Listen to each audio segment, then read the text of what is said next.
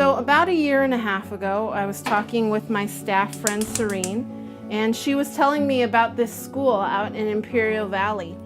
And in San Diego, we don't think about that campus because it's outside of San Diego. And the next region over is Arizona, so they're not thinking about it. So really, it's not on InterVarsity's radar at all. Like the no man's land of InterVarsity. And so I kept thinking about it once she planted the idea in my head. I kept wondering who was gonna reach these students, who was gonna share the gospel with them. I went to this church prayer meeting and a woman there gave me this vision of new things happening, and I knew that she was talking about Imperial Valley College. And so I realized I had to go out there and pray. And so I got my stuff and I went.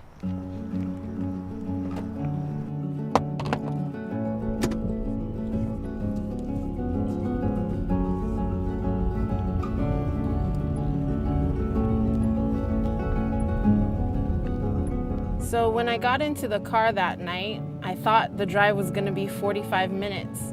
Turns out it was 2 hours to Imperial Valley College. I kept thinking it was so crazy that I was going to go 2 hours in the middle of the night just to pray. But I reminded myself that God had asked me to go out there, and I knew that I needed to step through this door.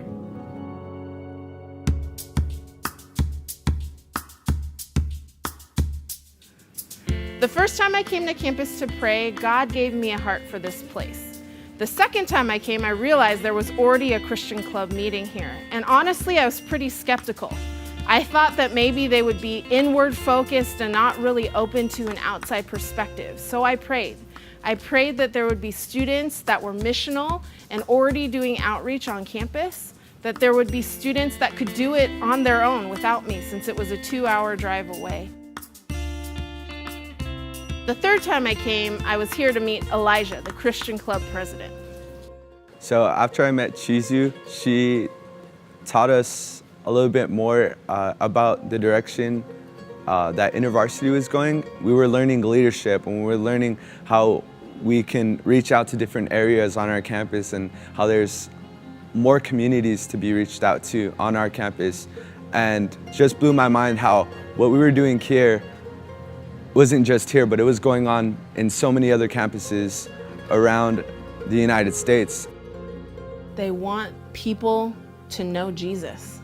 They want them to experience healing and wholeness in a way that they can't experience it on their own, and they are convinced that God is the way to experience this freedom that they know, and they want to see others know that too. And they had been praying for someone to come and help them because some of them were going to be transferring out of the community college.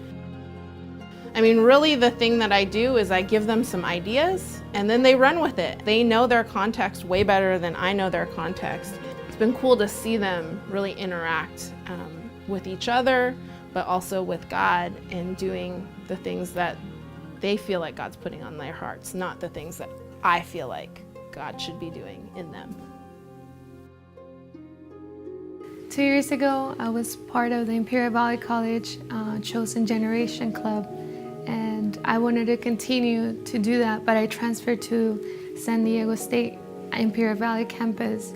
In Imperial Valley, there's the community college, and then there's a four-year university that's an extension campus of San Diego State, and students go to both campuses. And one day I was really thinking about it, and I talked to Chisu, and she really encouraged me and my other friend.